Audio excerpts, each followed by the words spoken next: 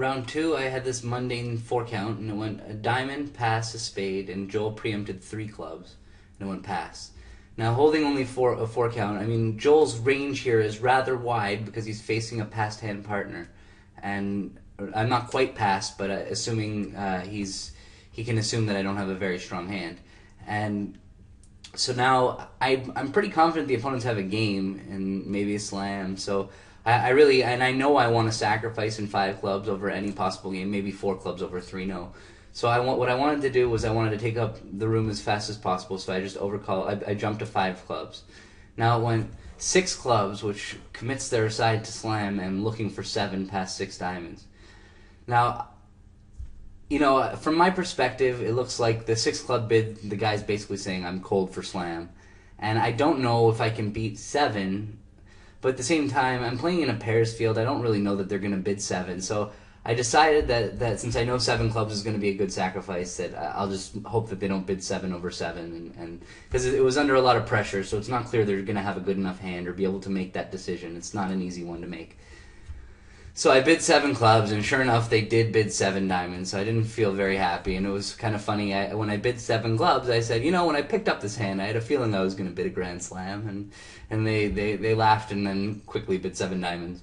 So maybe that joke propelled them. So now it was my opening lead, and it looks like they're very well prepared for clubs. I'm not concerned with us having the ace of clubs on the go.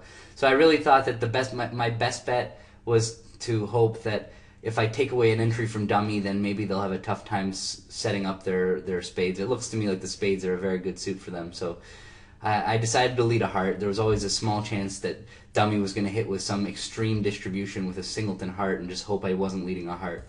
So I led a heart.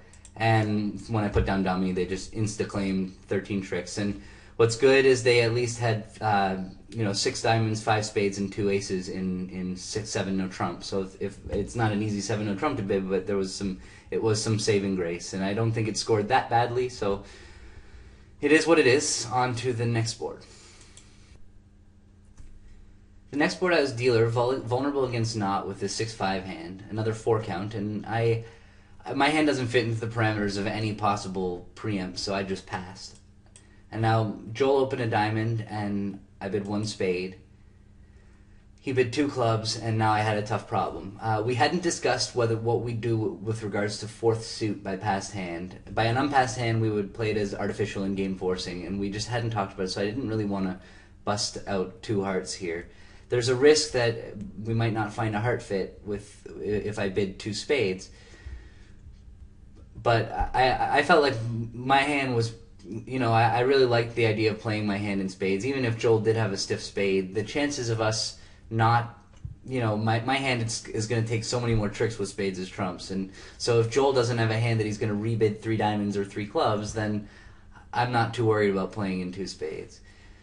And so I bid two spades, and that ended the auction. But Joel actually hesitated for a really long time before passing two spades. I wasn't sure what was going on when I was anxious to see dummy. And so they led a heart, and it turned out that Joel was actually thinking really hard between passing two spades and raising to three spades, which I was definitely happy about. Given my hand, I was happy to see a good dummy. So they led the unbid suit, hearts, and looking at dummy, it was an interesting hand. The opponents had 9 clubs to the ace, king, queen somehow, and they also had half the deck. So I feel like I'm in a very good position here, sitting in two spades, But there's actually a lot of communication problems.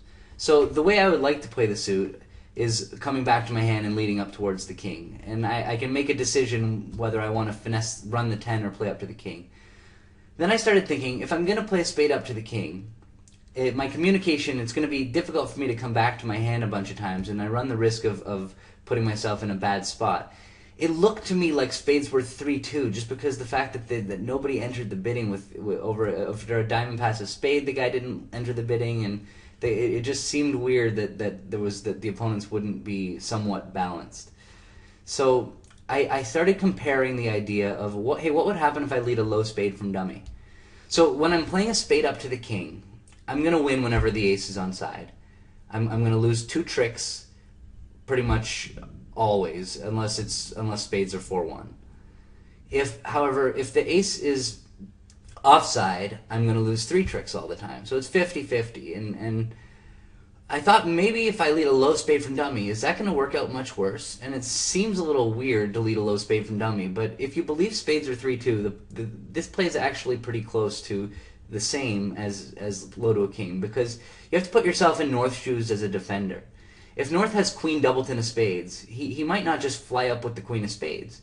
He may, but he may not. So, and certainly if he has jack doubleton of spades, it's not an easy play. People will routinely play low in that spot with queen and 1 or jack and 1. So it's going to go low, spade, low, and my 10 is going to force out an honor, and then the king will drop the doubleton honor with North.